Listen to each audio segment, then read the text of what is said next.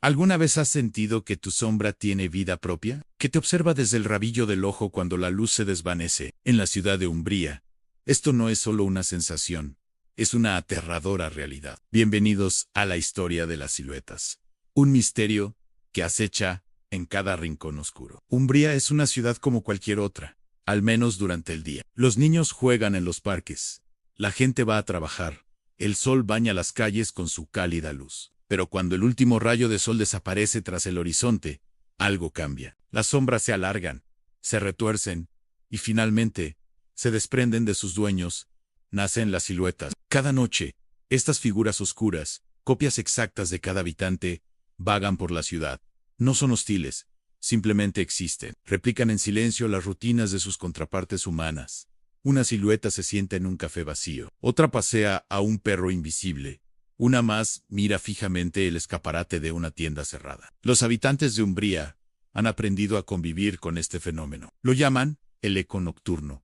Ignorarlo es la regla no escrita. Interactuar con ellas está prohibido. Los ancianos cuentan historias de quienes rompieron esta regla y nunca volvieron a ser los mismos. Sus almas aparentemente absorbidas por su propio reflejo oscuro. Nuestro protagonista es Leo, un joven artista que trabaja como vigilante nocturno en el Museo de Arte Moderno. A diferencia de los demás, Leo no teme a las siluetas. Las encuentra fascinantes. Pasa sus noches observándolas desde las ventanas del museo, dibujando sus formas etéreas en su cuaderno. Para él son la máxima expresión del arte abstracto, una danza silenciosa en la penumbra de la ciudad. Una noche, mientras observa la plaza principal, nota algo inusual. La mayoría de las siluetas se mueven con una lentitud predecible, repitiendo acciones una y otra vez, pero una de ellas, la suya, se comporta de manera diferente. La silueta de Leo no se limita a imitar sus movimientos pasados. En lugar de sentarse en su puesto de vigilancia imaginario, se aleja, explorando la ciudad, con una curiosidad que parece casi inhumana. Leo siente un escalofrío. Nunca antes una silueta había mostrado tal independencia. Al principio, lo descarta como una anomalía, una extraña casualidad, pero a la noche siguiente, la silueta de Leo vuelve a actuar por su cuenta. Esta vez, se detiene frente a la antigua biblioteca de la ciudad, un edificio abandonado durante décadas. La silueta levanta una mano oscura y la apoya contra la puerta cerrada, como si intentara entrar. La curiosidad de Leo vence a su prudencia. Al día siguiente, después de su turno, decide visitar la biblioteca. El lugar está cubierto de polvo y telarañas. Los libros se pudren en las estanterías. No encuentra nada fuera de lo común, hasta que tropieza con un viejo diario escondido bajo una tabla suelta del suelo. Pertenece a un antiguo bibliotecario llamado Elías, que vivió hace casi un siglo. Las páginas del diario están llenas de anotaciones crípticas sobre el velo, los ecos del alma, y un ritual fallido que pretendía otorgar la inmortalidad. Elías estaba obsesionado con las sombras. Creía que eran portales a otra dimensión, un reflejo de nuestras almas. Su último escrito es escalofriante.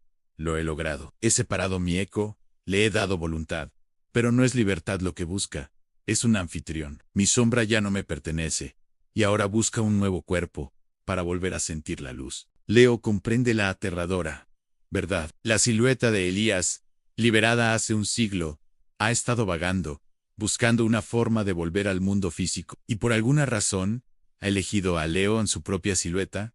No está actuando por voluntad propia. Está siendo controlada, guiada por la silueta primigenia de Elías en esa noche. El comportamiento de la silueta de Leo se vuelve aún más audaz. Se dirige al museo donde trabaja Leo Nell. La observa desde las cámaras de seguridad, con el corazón latiendo a 1000 por hora. La silueta no intenta entrar, sino que se detiene frente a una escultura específica. El prisionero de obsidiana, una figura humana abstracta atrapada dentro de un bloque de cristal negro. La silueta extiende su mano y toca el cristal. En ese instante, todas las luces del museo parpadean y se apagan, sumiendo a Leo en una oscuridad total. Cuando las luces de emergencia se encienden, Leo ve que la escultura ha cambiado. Dentro del cristal, la figura ya no es abstracta, ahora tiene un rostro que Leo reconoce de una vieja fotografía en el diario de Elías. La silueta de Elías ha quedado atrapada dentro de la escultura, pero su influencia sigue extendiéndose. A partir de esa noche, el fenómeno de las siluetas en Umbría se intensifica. Ya no son pacíficas. Comienzan a mostrar destellos de intencionalidad, pequeños gestos de independencia. Una silueta golpea suavemente una ventana.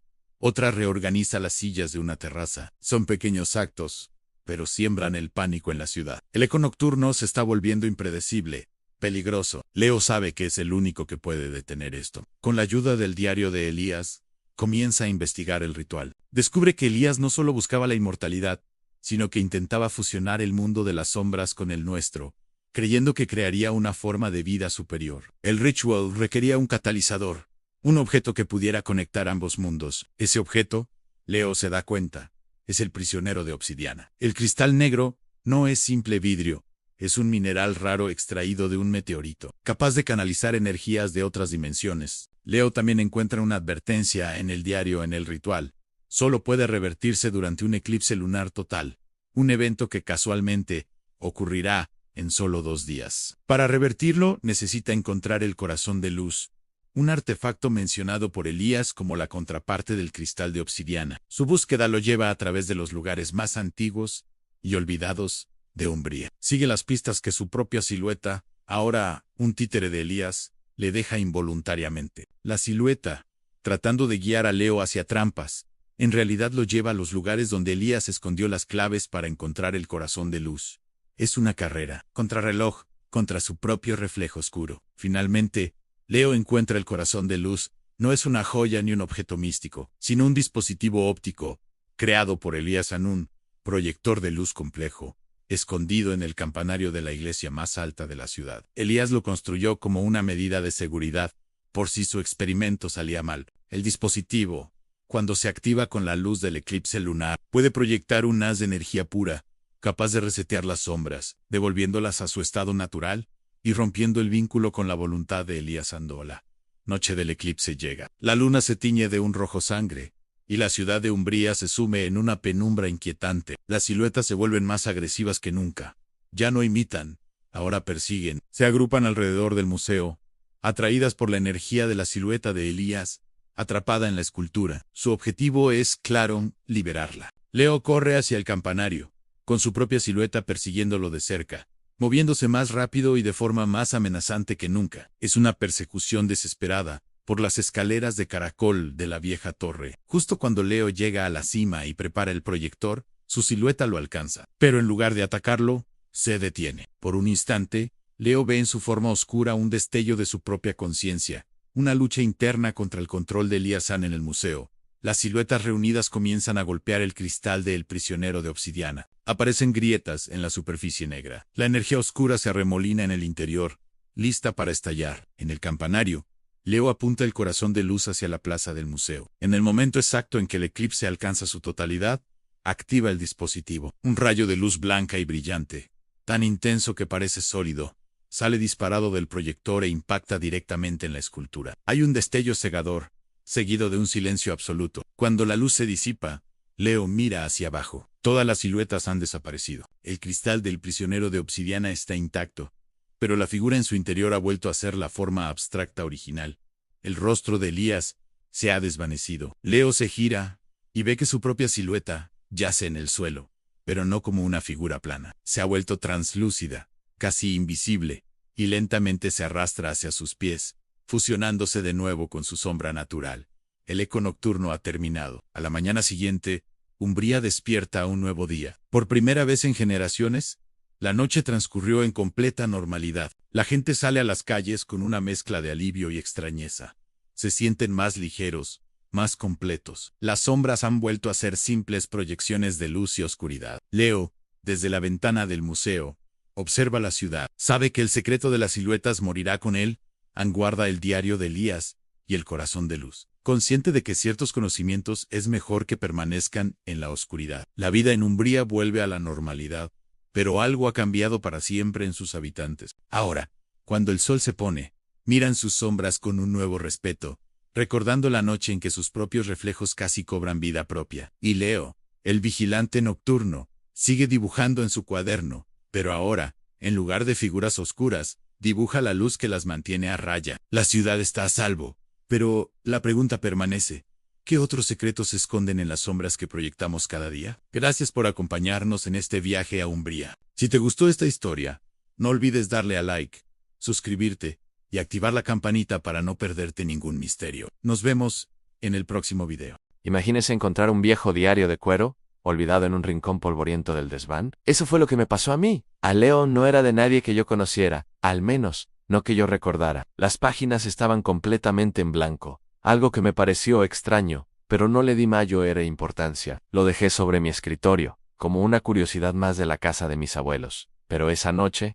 algo increíble sucedió. Atraído por un impulso inexplicable, abrí el diario de nuevo, y allí, en la primera página, con una caligrafía elegante y temblorosa que no era la mía, había una frase escrita: «La tormenta romperá la rama del viejo roble, a las 2 de la madrugada». Me reí, pensando que era una broma de mi hermana pequeña, aunque la caligrafía no se parecía en nada a la suya. Pero a las 2 en punto de la madrugada, un estruendo brutal me despertó. Miré por la ventana y efectivamente, una rama enorme del viejo roble del jardín yacía partida en el suelo, justo como lo había predicho el diario. Mi corazón empezó a latir con fuerza. ¿Coincidencia? No lo creía. A la mañana siguiente corrí hacia el diario. Había una nueva entrada. El canario del vecino escapará de su jaula al mediodía, volará hacia el sur. Era una predicción tan específica y tan trivial que parecía imposible. Pero a la hora del almuerzo, escuché los gritos de mi vecina, la señora Pacá, llamando a su canario. Pippin había desaparecido. El pánico empezó a apoderarse de mí. Esto no era una broma. El diario estaba escribiendo el futuro. Cada día aparecía una nueva frase, prediciendo eventos pequeños y aparentemente insignificantes. El cartero dejará caer el paquete de la casa número 7. El semáforo de la calle principal se averiará a las 5 de la tarde. Y todo, absolutamente todo, se hacía realidad. Pasaba horas mirando las páginas en blanco, esperando la siguiente profecía. Mi vida comenzó a girar en torno a ese objeto misterioso. Mis amigos notaron mi cambio, me veían distraído, ansioso. ¿Cómo podía explicarles que tenía en mis manos un libro que escribía el futuro? Me tomarían por loco. Decidí ponerlo a prueba. Quería ver si podía cambiar lo que estaba escrito. Una mañana, el diario anunció: Leo tropezará en la escalera y se torcerá el tobillo. Me negué a aceptarlo. Ese día, me moví por la casa con una lentitud exasperante, agarrándome a las paredes, evitando las escaleras a toda costa. Pasé toda la tarde encerrado en mi habitación, sintiéndome victorioso. Lo había logrado. Pero justo cuando el sol se ponía, mi madre me llamó para cenar. Al salir de mi cuarto, tan concentrado en no caerme por las escaleras, no vi el cubo de agua que mi padre había dejado en el pasillo. Tropecé, caí de mala manera y un dolor agudo me recorrió el tobillo. El destino, al parecer, siempre encontraba la forma de cumplirse. Fue entonces cuando las predicciones comenzaron a cambiar. Ya no eran eventos triviales. Una noche, la tinta fresca del diario formó una frase que heló mi sangre: el abuelo tendrá un accidente. El pánico se convirtió en terror puro. Mi abuelo era mi héroe, el pilar de nuestra familia. La idea de que algo le pasara era insoportable. La entrada no daba detalles, ni hora, ni lugar. Solo esa terrible sentencia. Pasé los siguientes días pegado a él, inventando excusas para que no saliera de casa, para que no condujera, para que no hiciera nada que pudiera ponerlo en peligro. Él, por supuesto, no entendía mi comportamiento sobreprotector y se molestaba. «Leo, ¿qué te pasa? Déjame respirar». Pero yo no podía. El diario se había convertido en una carga, una maldición. La ansiedad era tan grande que apenas podía dormir o comer. Revisaba el diario cada 5 minutos, esperando una nueva pista, algo que me ayudara a evitar la catástrofe. Y entonces, una noche, apareció algo más debajo de la terrible predicción sobre mi abuelo. Una nueva línea se materializó. El secreto de la biblioteca debe ser revelado. ¿La biblioteca? La biblioteca de mi abuelo era su santuario, una habitación llena de libros antiguos y mapas, a la que casi nadie entraba. ¿Qué secreto podía esconder? Desesperado por encontrar una respuesta, esperé a que todos se durmieran y me colé en la biblioteca. La habitación olía a madera vieja y a papel. A la luz de mi móvil empecé a buscar. No sabía qué, pero sentía que estaba cerca. Detrás de una fila de enciclopedias polvorientas, encontré una caja de madera cerrada con un pequeño candado. Sin pensarlo 2 veces, la forcé. Dentro no había oro ni joyas, sino cartas amarillentas atadas con una cinta y otro diario, idéntico al mío, pero lleno de anotaciones. Lo abrí y reconocí la caligrafía al instante. Era la misma del diario mágico. Era la letra de mi bisabuelo, a quien nunca conocí. Comencé a leer, y un secreto familiar olvidado durante décadas salió a la luz. Mi bisabuelo no era solo un aficionado a los libros, estaba obsesionado con el destino y la premonición. Había pasado su vida buscando la manera de ver el futuro, y de alguna manera, lo había conseguido a través de estos diarios. Pero su don se convirtió en su ruina. Las cartas revelaban su angustia. Al igual que yo, intentó cambiar los eventos, pero cada intento solo parecía empeorar las cosas, creando un efecto mariposa con consecuencias desastrosas. El accidente del que hablaba mi diario no era algo que le iba a pasar a mi abuelo en el presente. Se refería a un accidente que mi abuelo tuvo de niño, un evento traumático que él había bloqueado de su memoria. Mi bisabuelo, en su desesperación por proteger a su hijo, había utilizado el diario para orquestar una serie de eventos que, según él, evitarían ese accidente. Pero su interferencia provocó uno diferente, uno peor, del que mi abuelo apenas sobrevivió y que le dejó una cicatriz emocional de por vida. El diario no predecía el futuro, reflejaba los ecos del pasado, las consecuencias de jugar a ser Dios. La predicción sobre el accidente de mi abuelo no era una advertencia sobre el futuro, sino un recordatorio de un dolor no resuelto, una herida familiar que nunca sanó.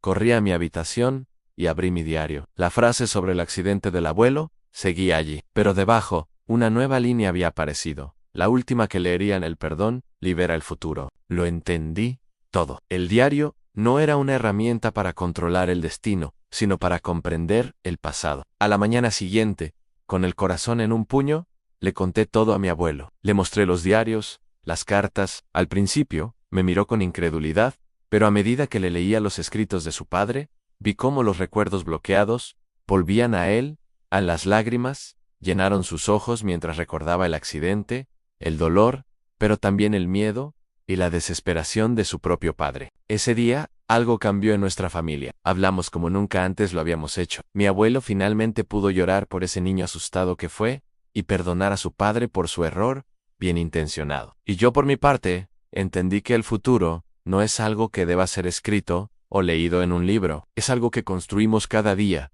con nuestras decisiones, nuestro amor y sobre todo, nuestra capacidad para sanar las heridas del pasado. Esa noche, tomé el diario, fui al jardín y lo arrojé al fuego. Mientras las llamas consumían las páginas, sentí como un peso enorme se levantaba de mis hombros. No necesitaba saber qué pasaría mañana, solo necesitaba estar presente hoy, y por primera vez en mucho tiempo, me sentí libre. Gracias por acompañarme en esta historia. A veces, los secretos más grandes no están en objetos mágicos, sino en nuestro propio corazón y en la historia de nuestra familia. Si te ha gustado este relato, no olvides darle a like, suscribirte y compartirlo. Nos vemos en el próximo video. En el corazón de una ciudad olvidada por el tiempo, en una callejuela adoquinada, donde las farolas parpadean con una luz anaranjada y melancólica, vivía Elías en su taller, apenas una rendija entre dos edificios más grandes. Olía a aceite de engranajes, a madera vieja y a soledad. Elías era un relojero, el último de su estirpe en una era digital que había dejado su oficio casi en el olvido. Sus días transcurrían en un silencio solo roto por el tic-tac de cientos de relojes. Un coro mecánico que era la banda sonora de su vida solitaria. No tenía familia, ni amigos que lo visitaran. Sus únicas compañías eran las complejas maquinarias que devolvía a la vida con sus manos expertas y delicadas. Una mañana gris, mientras el sol luchaba por abrirse paso entre las nubes, un hombre de aspecto adinerado pero con una sombra de prisa en los ojos, entró en el taller. Llevaba una caja de caoba pulida. Dentro, sobre un lecho de terciopelo carmesí, descansaba un reloj de bolsillo de plata, extraordinariamente ornamentado. Su esfera no mostraba números, sino símbolos astronómicos arcanos, y las manecillas parecían talladas en obsidiana. «No funciona», dijo el hombre bruscamente, sin dar más detalles. «Dicen que usted es el mejor, repárelo, en el precio no es un problema». Antes de que Elías pudiera hacer una sola pregunta, el hombre dejó un fajo de billetes sobre el mostrador, y se fue tan rápido como había llegado, dejando tras de sí un eco de misterio.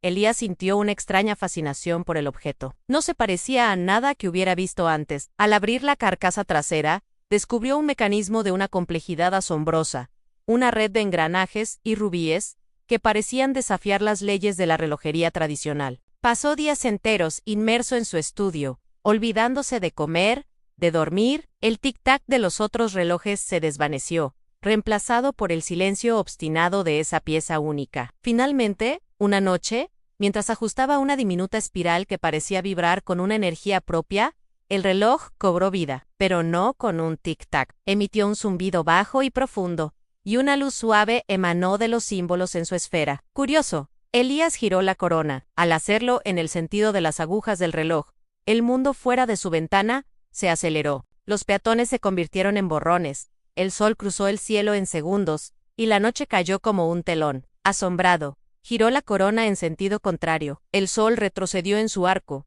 La gente caminaba hacia atrás. Las hojas caídas volvían a las ramas de los árboles. Y entonces, presionó la corona. Un pájaro quedó congelado en pleno vuelo, una gota de lluvia suspendida a centímetros del alféizar. Elías era el único ser en movimiento en un mundo petrificado. El reloj no solo medía el tiempo, lo controlaba. La soledad, esa vieja compañera, le susurró al oído. ¿Y si pudiera borrarla? Con manos temblorosas, giró la corona hacia atrás, pensando en su juventud, en una tarde de verano en un parque, en la risa de una chica llamada Clara, cuyo recuerdo era el único calor que le quedaba. Retrocedió el tiempo, no solo unos minutos, sino décadas. El mundo se disolvió en un torbellino de colores y formas, y cuando todo se asentó, Elías estaba de nuevo en ese parque. Era joven otra vez, y allí estaba Clara, sentada en un banco, sonriendo exactamente como la recordaba. Corrió hacia ella, con el corazón latiéndole desbocado. «Clara», dijo, con la voz quebrada por la emoción. Ella lo miró, pero su sonrisa se desvaneció, reemplazada por una expresión de confusión. «Disculpe, ¿lo conozco?» Elías se quedó helado. Intentó recordarle su historia, los momentos que habían compartido. Paró para ella. Él era un completo desconocido.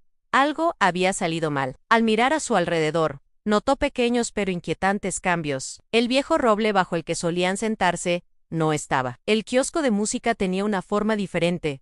Había alterado el pasado, pero no como esperaba. Había creado una nueva realidad, una en la que su conexión con Clara nunca había existido. Desolado, usó el reloj para regresar a su taller, a su tiempo, pero el taller que encontró no era el suyo. Era más moderno, más frío. Los relojes antiguos habían sido reemplazados por pantallas digitales. En el reflejo de una de ellas, vio a un hombre que no era él el más joven, con una sonrisa segura y rodeado de aprendices. En esta nueva línea temporal, su decisión de dedicar su vida a la relojería lo había convertido en un exitoso empresario, pero la esencia de su arte, la pasión solitaria, se había perdido. Y lo que era peor, sentía un vacío aún más grande. Cada uso del reloj no solo cambiaba el mundo, sino que también borraba una parte de él, de su identidad. El pánico se apoderó de él.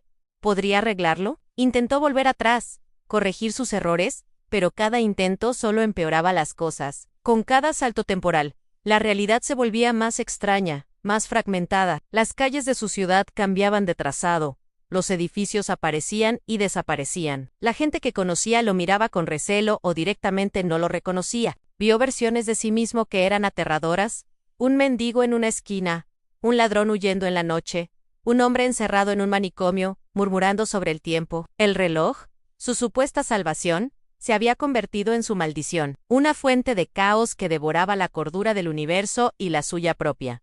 Comprendió entonces la terrible verdad. El tiempo no era un hilo que se podía cortar y volver a anudar. Era un tejido delicado, y cada vez que tiraba de una hebra, rasgaba todo el tapiz de la existencia. Las alteraciones inesperadas no eran simples efectos secundarios. Eran fracturas en la estructura de la realidad. El reloj no le daba poder sobre el tiempo. Lo convertía en un agente del caos. La soledad que tanto había odiado le pareció de repente un precio pequeño a pagar por la estabilidad, por la simple y predecible marcha de los segundos. Una noche, mientras una lluvia ácida caía sobre una ciudad que ya apenas reconocía, una versión distorsionada y pesadillesca de su hogar, tomó una decisión. No podía seguir huyendo. No podía seguir intentando arreglar lo que había roto. Solo había una forma de detener la espiral de locura. Regresó a su taller, o a lo que quedaba de él en esa realidad rota. Colocó el reloj de plata sobre su yunque de trabajo. Él mismo, sobre el que había dado vida a tantas máquinas inofensivas. Levantó su martillo más pesado, el que usaba para las tareas más brutas. Por un momento, dudó. El poder de ser un dios, de reescribir la historia, estaba en sus manos. Podría intentarlo una vez más, una última vez, para encontrar una realidad perfecta. Pero luego vio su reflejo en la superficie pulida del reloj An, un rostro demacrado, con los ojos llenos de un terror cósmico. Vio el rostro de un hombre que había perdido no solo su mundo, sino también a sí mismo. Ya no era Elías, el relojero. Era un fantasma perdido en los ecos de lo que pudo haber sido. Con un grito que era a la vez de rabia y de liberación, dejó caer el martillo. El impacto fue ensordecedor. El reloj de plata se hizo añicos, sus complejos engranajes saltando por los aires como insectos metálicos. Una onda de energía pura barrió el taller, la ciudad y quizás el mundo entero.